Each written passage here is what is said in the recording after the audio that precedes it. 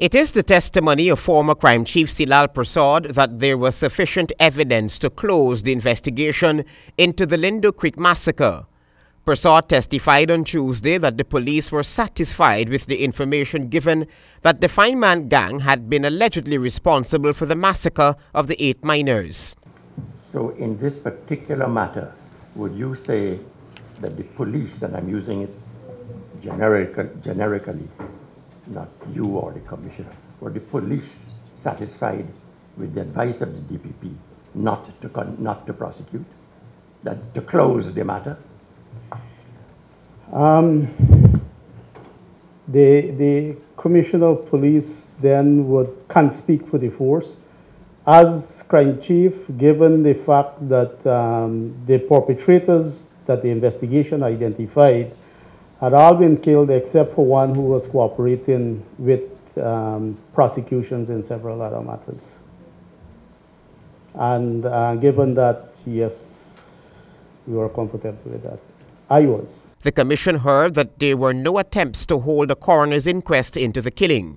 In this case, could you tell us a little about if any efforts were made for the holding of a coroner's inquest?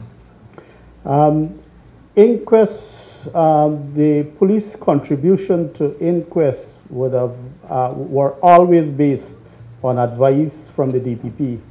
And my experience is it is in those cases where they are uncertain about who would have caused the death of the person.